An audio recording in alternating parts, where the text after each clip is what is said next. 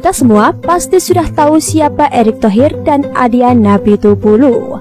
Keduanya adalah Panglima Jokowi yang ikut berjuang bersama sampai memastikan kemenangan Jokowi menjadi Presiden Republik Indonesia 2 periode. Tak hanya itu, kedua Panglima hebat ini bahkan masih terus setia mengawal perjuangan Jokowi sampai sekarang dalam tugasnya menahkodai sebuah kapal besar bernama NKRI. Erick sebagai Menteri BUMN dan Adian sebagai anggota DPR RI. Tapi tak disangka dan tak diduga, kedua panglima ini akhirnya terlibat dalam sebuah perang sengit yang masih berlangsung sampai sekarang.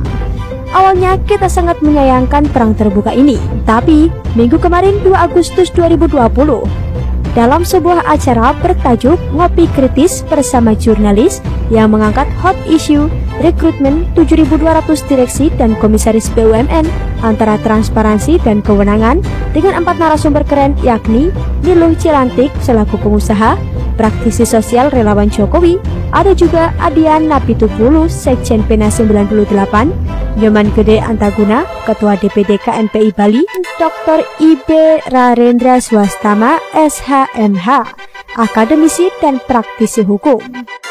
Dalam diskusi tersebut dibahas tentang betapa pentingnya BUMN bagi negara kita. Untuk kita ketahui bersama, BUMN itu terlibat dalam 2 hingga 3 perputaran ekonomi nasional. Jadi sudah bisa dipastikan BUMN adalah kekuatan besar bagi Indonesia. Dengan kekuatan yang besar seperti itu, tak berlebihan jadinya jika kita mengharapkan BUMN bisa menjadi lokomotif dahsyat yang bisa menyelamatkan negara dari krisis bahkan embargo negara-negara lain sekalipun. Penunjukan Erick Thohir sebagai Menteri BUMN juga disambut gembira. Intinya, kita ikut bangga saat melihat ada banyak anak-anak muda yang dipercaya Jokowi dalam kabinetnya seperti Erick Thohir dan Nadiem Makarim. Harus diakui pencapaian mereka selama ini di bidangnya masing-masing sudah menjadi cermin inspirasi bagi anak-anak muda di Indonesia bahkan dunia. Sayangnya, dalam perjalanannya sekarang, BUMN dalam hal ini tentang sistem perekrutannya dinilai sudah tidak sesuai dengan aturan dan prosedur yang ada. Sementara, kita sudah tahu bersama jika aturan dan prosedur itu dibuat untuk ditaati, bukan untuk dilanggar semau sendiri. Silahkan berinovasi selama tidak keluar dari peraturan yang sudah ada. Dalam hal ini Perpres nomor 177 tahun 2014 tentang tim penilai akhir pengangkatan, pemindahan, dan pemberhentian dalam dan dari jabatan pimpinan tinggi utama dan pimpinan tinggi media. Dalam kenyataannya, saat ini di BUMN justru ditemukan adanya rangkap jabatan dan orang-orang pensiunan yang tidak sesuai dengan aturan. Bahkan dijumpai juga masuknya orang-orang di luar Jokowi dalam BUMN. Padahal sudah seharusnya pengangkatan orang-orang dalam BUMN tersebut lewat prosedur yang benar sesuai dengan aturan yang ada. Hal ini akhirnya membuat Adian Napitupulu dalam kapasitasnya sebagai wakil rakyat merasa perlu memberikan masukan, evaluasi, bahkan kritikan pada Erick selaku Menteri BUMN. Dan disinilah perang terbuka itu dimulai, tak dapat terhindarkan lagi. Sampai di titik ini, kita bisa mengerti maksud Bang Adian. Kritikan yang Adian lakukan murni untuk menjaga pemerintahan. Adian juga berani memberikan pernyataan terbuka di depan para jurnalis dari berbagai media tentang fakta jika dirinya tidak pernah titip nama-nama pada Erick Thohir. Adian menjelaskan jika nama-nama itu diberikan Adian karena Jokowi sendiri yang meminta pada Adian. Cuma orang jujur menceritakan apa adanya yang berani bercerita secara terbuka di hadapan banyak jurnalis dari berbagai media yang pasti menulis semua pernyataan dan kejadian di lokasi acara tersebut. Cuma orang jujur menceritakan apa adanya dan berani mencatut nama presiden dan membukanya di depan umum, di depan para jurnalis pula. Sementara selama ini kita tahu bersama jika Adian bukan relawan dan politikus kemarin sore. Adian jelas tahu resiko dan konsekuensinya jika dia sampai salah bicara, apalagi berbohong membawa nama presiden di depan publik. Tapi ada tapinya nih. Sekalipun kita menilai Adian tak mungkin berbohong soal presiden meminta nama-nama pada Adian, kita tetap punya kritikan untuk Bang Adian. Kita menyayangkan cara Adian mengkritiki Erick. Seharusnya Bang Adian memanfaatkan jalur DPR untuk menanyakan segala sesuatu yang dirasa janggal pada Erik selaku Menteri BUMN dalam rapat kerja DPR. Dalam hal ini adalah Komisi 6 DPR yang merupakan mitra kerja Menteri BUMN.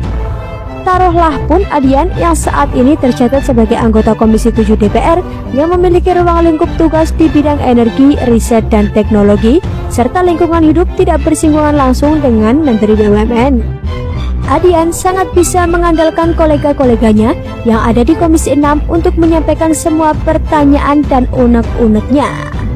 Dengan demikian, sekalipun Erik dianggap salah melanggar prosedur, Erik tetap punya hak untuk memberi jawaban sekaligus penjelasan mengenai alasannya mengambil langkah-langkah seperti itu. Komunikasi dua arah seperti ini sangat perlu untuk bisa tahu duduk perkara yang sebenarnya, sekaligus untuk mengetahui masalah dan kesulitan teknis apa yang sedang dihadapi Erik di lapangan. Komunikasi duduk bersama dalam raker seperti itu yang tidak kita lihat dilakukan oleh Bang Adian. Adian langsung mengkritiki Erik secara terbuka di media. Tak heran jika terjadi perang sengit seperti itu.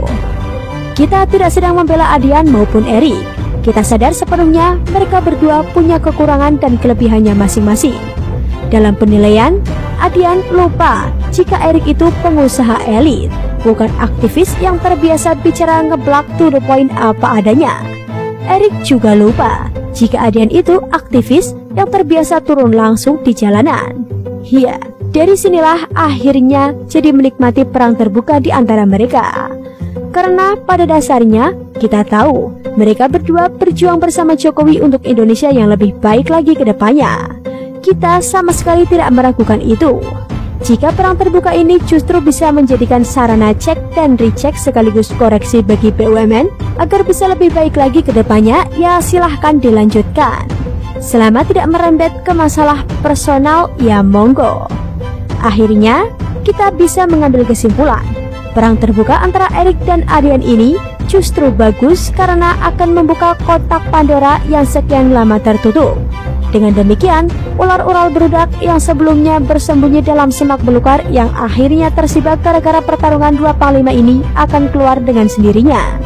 Sebab, jika sampai saat ini Jokowi belum turun tangan menghentikan perang terbuka antara Adian dan Erik, itu berarti Jokowi sedang menguji kedua panglimanya, menguji daya juangnya, menguji kedisiplinannya, menguji ketenangannya, menguji kepatuhannya, menguji kebijakannya, dan menguji sampai pengorbanannya. Bagaimana menurut Anda?